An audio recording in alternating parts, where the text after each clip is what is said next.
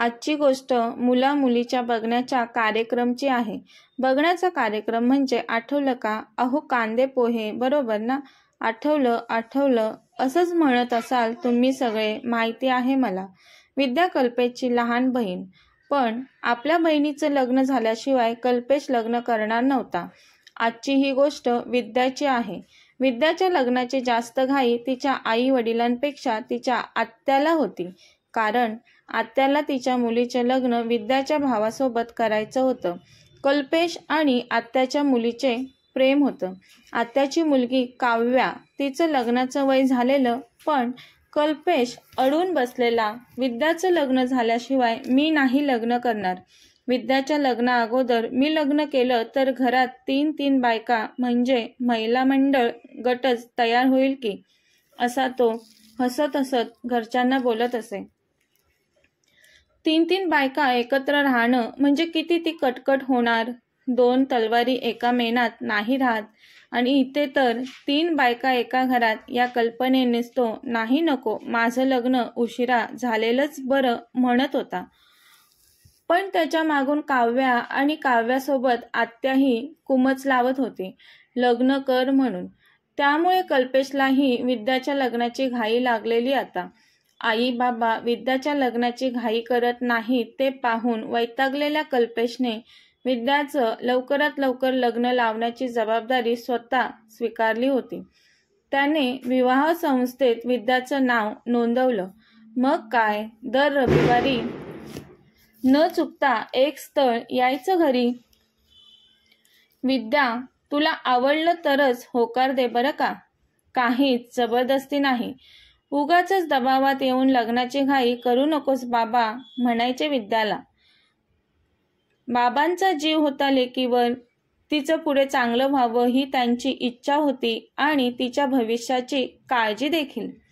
बाबा पाठीशी खंबीर उभे आहेत ते पाहून मग काय, मॅडमची कॉलर ताट. आपले बाबा आहेत ना आपल्या पाठीशी. मग ही नसती धोंड गळ्यात कशाला बांधून घ्यायची उगाचच, तेही एवढ्या लवकर. मला नाही करायचं एवढ्या लवकर लग्न, ती स्वतःशीच मनात ठरवायची. आठवड्यातून एक तरी स्थळ येत होतं घरी. ती त्या प्रत्येक स्थळाला पळवून लावायची. नको ते प्रश्न विचारून भंडावून सोडायची. स्थळं येत राहिली, पण विद्याने कोणत्या स्थळाला होकार नव्हता दिला.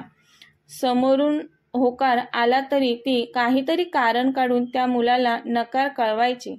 असंच एका रविवारी विद्यासाठी प्रमोदचं स्थळ चालून आलं. एका कंपनीत मॅनेजर पोस्टवर काम करत होता तो. दिसायला हँडसम होता. उंची जवळजवळ 6 फुटापेक्षा अधिक असेल. जिम करून कमवलेले पिळदार शरीरयष्टी होती त्याची. सरळ लांब सडक टोकदार नाक, जाड भिवया आणि चॉकलेटी डोळे, नाकी डोळी देखण्याजोगी. गोरा चिट्टा, कोणीही पाहता क्षणी त्याच्या प्रेमात पडेल असा रुबाबदार होता प्रमोद. विद्याची जेमतेम 5 फूट हाईट असेल.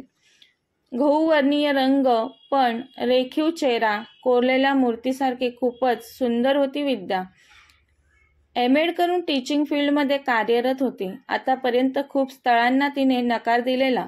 तिचं लफडं वगैरे काही नव्हतं, पण तिला तिच्या भावाच्या लग्नात एन्जॉय करायचं होतं आणि तिचा भाऊ मात्र तिला घरातून पाठवायच्या मागे लागलेला. तो राग, दुसरं काही नाही पोरीत बरं का. तशी ती स्वप्नातल्या राजकुमाराचे स्वप्न पाहायची, पण हट्ट करत होती. मी नाही लग्न करणार, जा दादाच्या लग्ना अगोदर, असा बालिशपणा होता तिच्यात. नेहमीप्रमाणे आजही स्थळ आलेलं, त्यामुळे ती वैतागतच कार्यक्रमासाठी तयार झाली. आज घरी पाहुणे येणार म्हणून आई वडिलांची नुसतीच धांदळ आणि नुसती धावपळ सुरू होती.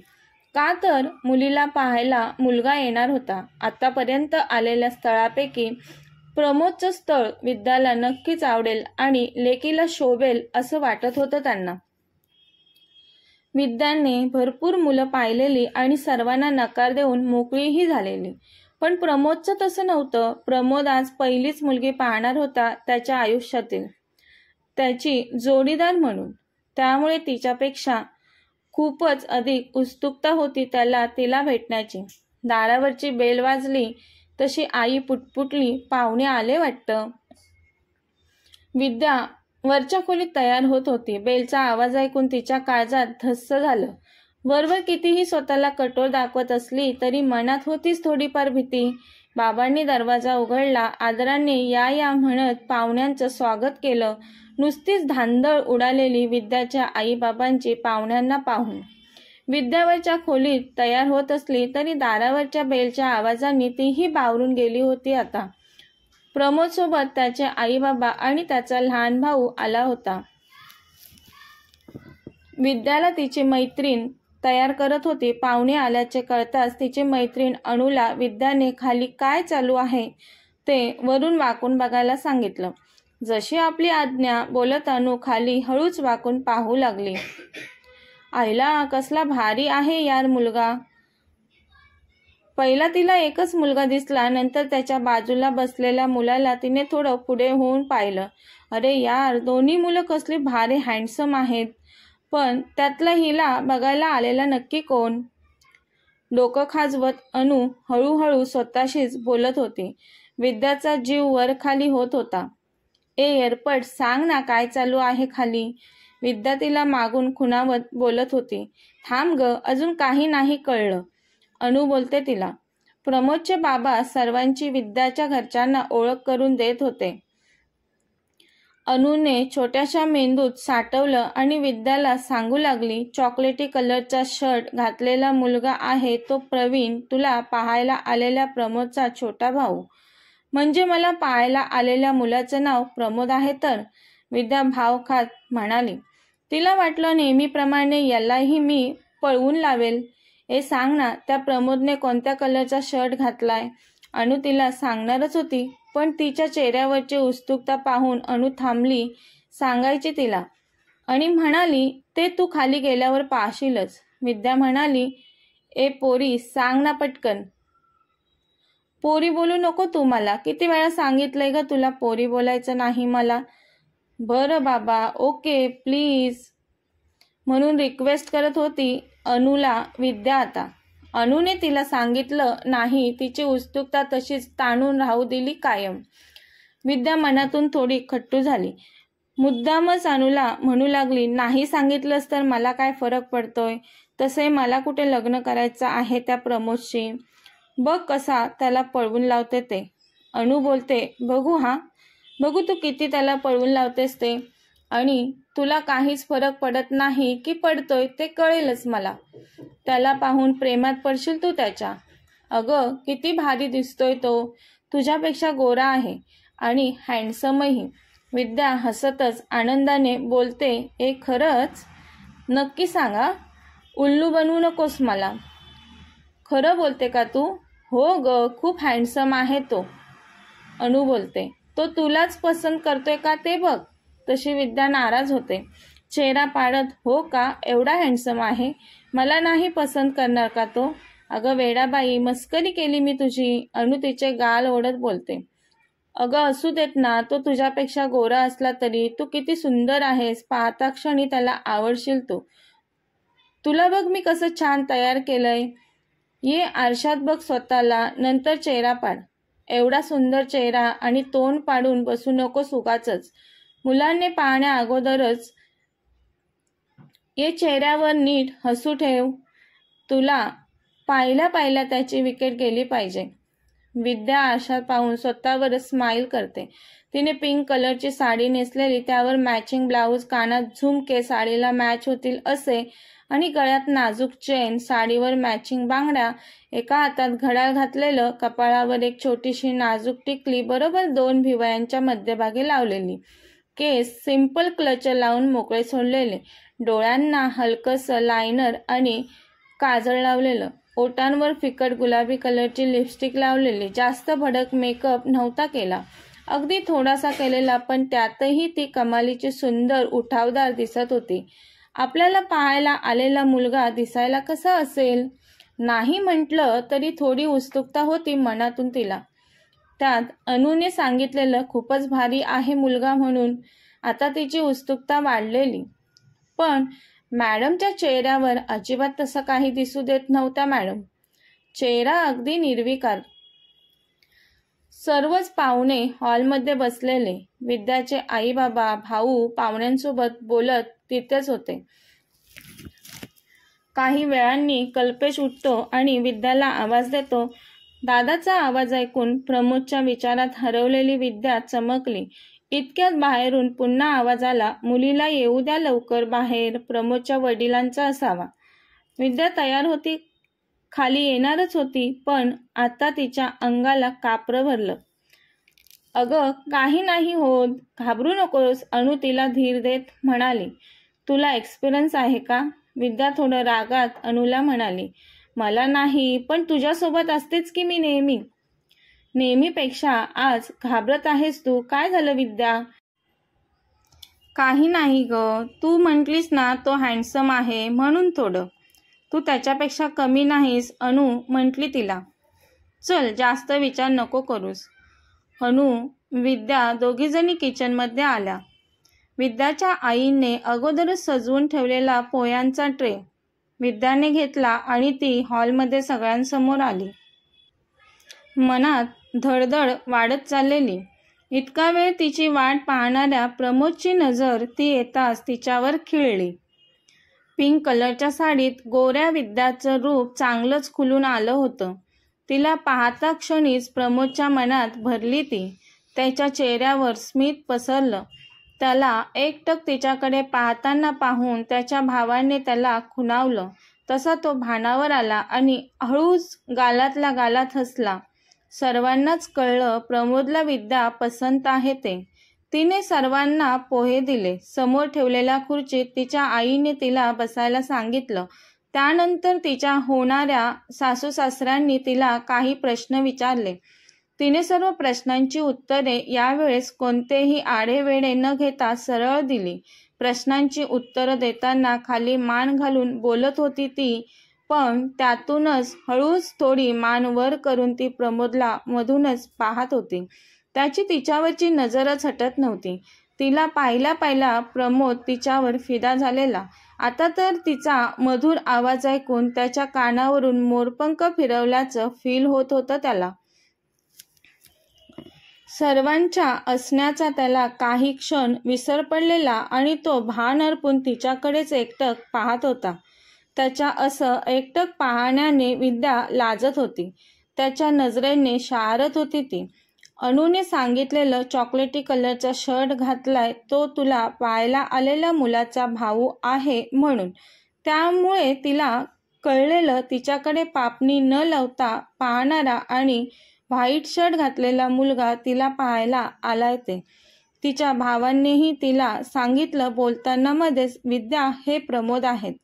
कल्पेश म्हटला, प्रमोद तुम्हाला काही विचारायचं असेल विद्याला तर तुम्ही एकांतात वरच्या रूममध्ये बोलू शकता. प्रमोदला एकांतात बोलायचं होतं तिच्याशी, पण सर्वांसमोर कसं विचारणार म्हणून थोडा अवघडला होता तो. पहिल्यांदाच पहिली मुलगी पाहत होता, त्यामुळे विचारण्याची हिंमत नाही झाली त्याची. ते दोघं काहीच बोलले नव्हते. त्याचे आई वडीलच प्रश्न विचारत होते तिला, त्यामुळे बोलायचं होतं त्याला तिच्याशी. कल्पेशने म्हटलं त्याला एकांतात बोलायचं या मुद्द्यावर तर तो लगेच तयार झाला. काही प्रश्न होते त्याच्या मनात, त्यामुळे तो कल्पेशला हो बोलतो. विद्या बाबांकडे पाहते. बाबा नजरेनेच खुणावून जा बोलतात तिला. तशी विद्या जाते आणि विद्याच्या मागे प्रमोद जातो. विद्याला जरा नाही तर खूपच बरं वाटलं, कारण सर्वांसमोर तिला त्याच्याकडे नजर वर करून पाहायलाही लाज वाटत होती. आत्ता एकांतात तरी त्याला नीट पाहता येईल. सर्वांसमोर तिला त्याला नीट पाहताच आलं नव्हतं. तिलाही काही प्रश्न विचारायचे होतेच तिच्या होणाऱ्या नवऱ्याला. बेडच्या दोन टोकाला दोघेजण बसले. कोण करणार सुरुवात बोलायला? दोघेही लाजत होते. बोलायचं होतं दोघांनाही एकमेकांच्यात, पण अवघडलेपणा होता त्यांच्यात. काही मिनिट असेच शांततेत संपतात. असं शांत राहिलो तर न बोलता जावं लागेल इथून आणि काही वेळाने खालून आवाज येईलच. ही काहीच बोलत नाही, तो मनात बोलतो. ती याला काय झालं बोलायला? खाली सर्वांसमोर माझ्याकडे एकटक पाहताना काही वाटत नव्हतं याला आणि आता शांत बसलाय. लाजतोय की काय हा माझ्याशी बोलायला, स्वतःशीच मनात बडबडत असते. तेवढ्यात त्याचा आवाज तिच्या कानावर पडतो. तुझ्याविषयी खूप ऐकलं आत्ताच मी खाली. मला काही विचारायचं असेल तुला तर विचार. ती मनातच बोलते, नाही लाजत हा बोलतोय की. ती तिच्या विचारात असते तर तो पुन्हा बोलतो, तुला काही विचारायचं आहे का मला? नसेल तर जाऊयात आपण खाली. तशी ती हो विचारायचं आहे ना, थोडी गडबडून बोलते. लग्नानंतर मी जॉब करणार आहे. तसा तो बोलतो, माझ्या घरच्यांची काहीच हरकत नाही.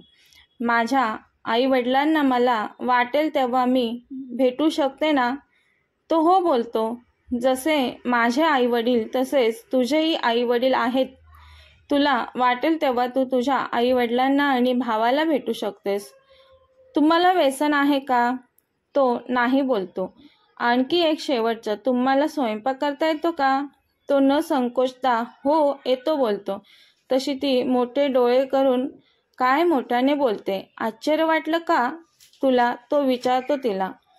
हो, बऱ्याच मुलांना मी विचारलं स्वयंपाक करता येतो का, तर त्यांचं उत्तर नाहीच असं असायचं. तुम्हाला नक्की येतो स्वयंपाक? हो नक्की येतो, पण तू का विचारतेस असा प्रश्न मला? असंच विचारलं सहजच. मला येतो स्वयंपाक.